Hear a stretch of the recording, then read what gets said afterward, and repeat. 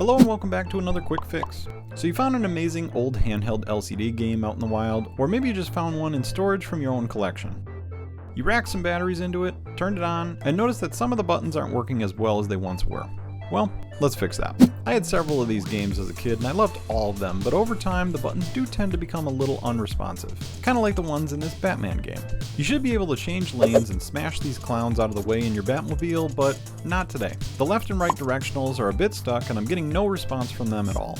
The others seem to be fine, but let's check them all just in case. You only need 3 items for this fix: a small screwdriver, some high percentage IPA, and a few Q-tips.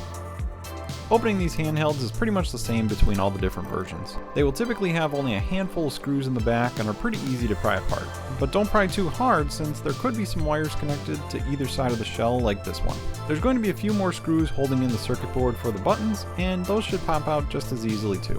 Now you can have access to the rear of the buttons after prying up the circuit board. This copy of Batman has a large ribbon cable attaching itself from the center of the circuit board to the back of the LCD screen that I don't want to bend too much. But now that you have it open, at this point you can basically just shake the buttons and pads out of place to remove them. Now these appear to be clean at first glance, but the rear of these gray button pads are what we really want to clean.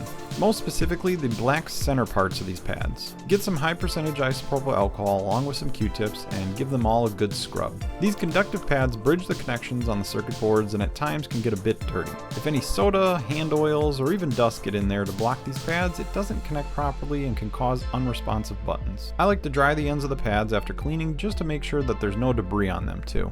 Also make sure to do a quick wipe of the button locations on the circuit board as well. These parts can get just as dirty as the pads, especially if something leaked inside like soda. But once they are all thoroughly cleaned, the buttons can be popped back into place right away. Reassemble the handheld as it was before, make sure to add back any screws from the inside and the outside, and then test it out. This will fix a vast majority of the non-responsive button issues and allow for many more hours of playtime with an old favorite.